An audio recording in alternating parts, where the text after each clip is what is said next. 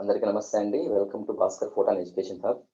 So ఈ వీడియోలో మనమైతే ఈ ఆర్జీకేటీకి సంబంధించినటువంటి డీటెయిల్డ్ అడ్మిషన్ ప్రాస్పెక్టస్ అని మనకు ఒక ఫైల్ అయితే మన వెబ్సైట్లో అవైలబిలిటీలో ఉంది.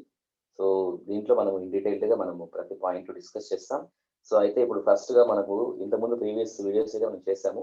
సో దాంట్లో ఏంటంటే మనం సూపర్ న్యూమరీకి సంబంధించినటువంటి నంబర్ ఆఫ్ సీట్లు ఆ కేటగిరీస్ గురించి మనం ఇన్ఫార్మ్ చేయలేదన్నమాట.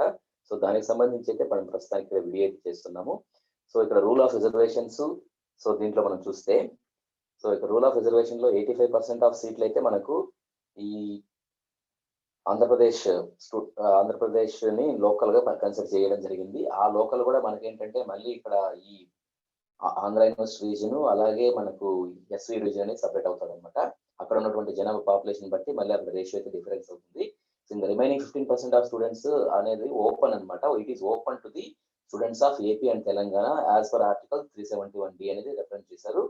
సో తర్వాత ఏంటంటే ఇక్కడ డీటెయిల్డ్ గా మళ్ళీ మనకు ఎస్సీ ఎస్టీస్ కి ఎంత పర్సెంటేజ్ అనేది ఆల్రెడీ ఇక్కడ డీటెయిల్డ్ గా ఇచ్చారు. నేను దాని గురించి మళ్ళీ ఇక్కడ చెప్పాల్సిన పని ఏం లేదనుకుంటాను. ఎందుకంటే ఇప్పుడు 4000 సీట్లు 15% అంటే 600 సీట్లు ఎస్సీకి, అలాగే 6% అంటే 240 సీట్స్ ఎస్టీకి అనమాట. సో రిమైనింగ్ బీసీఏ నుంచి అలాగే బీసీఈ వరకు మనం చూస్తే ఒక 25% ఉంటాయంటే 1000 సీట్లు వచ్చి బీసీకి, అలాగే 4% సీట్లు 3% సీట్లు పిహెచ్ వాళ్ళకు, అలాగే డిఫరెంట్ కేటగిరీ స్పోర్ట్స్ కి ఎన్సీసీకి అన్నిటికీ మెన్షన్ చేశారు. అలాగే ఉమెన్ కూడా 33% అయితే మెన్షన్ చేశారు. సో తర్వాత ఏంటంటే ఇక్కడ పిహెచ్ క్యాండిడేట్స్ సంబంధించి అయితే ఇక్కడ మెన్షన్ చేశారు. వాళ్ళ సర్టిఫికేట్ అయితే ఖచ్చితంగా ప్రొడ్యూస్ చేయాలి, which should be state medical board అనేది వాళ్ళు యాక్సెప్ట్ చేసే విధంగా ఉన్నటువంటి సర్టిఫికేట్ అయితే కావాలని అయితే మనకి ఇక్కడ మెన్షన్ చేశారనమాట. సో ఇంకొక ఇంపార్టెంట్ ఏంటంటే ఇక్కడ మనకు ఫిజికల్ డిజబిలిటీ ఎంత ఉండాలంటే ద డిజబిలిటీ షుడ్ బి 40% ఉండాలన్నమాట. సేమ్ ఇన్ బిట్వీన్ 40% అండ్ 75% అయితే ఉండాలన్నమాట. యాజ్ పర్ జీవో కూడా ఇచ్చారనమాట ఇక్కడ ఇన్ డీటెయిల్డ్ గా. సో తర్వాత ఏంటంటే ఇక్కడ ఇంకొక ఇంపార్టెంట్, యాక్చువల్ మన ప్రీవియస్ వీడియోలో ఈడబ్ల్యూఎస్ గురించి మెన్షన్ చేయలేదు. సో అంటే ఈడబ్ల్యూఎస్ కి ఎన్ని నెంబర్ ఆఫ్ సీట్లు, అఫ్ కోర్స్ అది ఇంతకుముందు ప్రెస్ లో వచ్చింది కానీ బట్ ఇక్కడ మనము ప్రీవియస్ వీడియోలో ఇన్ఫార్మ్ చేయలేదు కాబట్టి ఇక్కడ నేనైతే ఇది ఏమన్నారంటే సూపర్ న్యూమరరీ రిజర్వేషన్ అన్నాను అనమాట. అంటే సూపర్ న్యూమరరీ రిజర్వేషన్ లో 10% ఆఫ్ సీట్లు ఎకనామిక్ వీకర్ సెక్షన్ వాళ్ళకి ఇస్తున్నారు. It is as per this AP state government norms అని అయితే మెన్షన్ చేశారు అనమాట.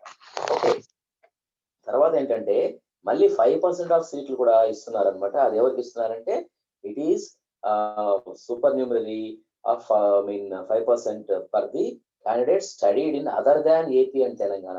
అంటే ఏపీ అండ్ తెలంగాణ కాకుండా ఉన్నటువంటి స్టూడెంట్స్ కు మనకు అడ్మిషన్స్ లో కూడా అవకాశం ఉంది. అది ఎంతమందికి అంటే 5%.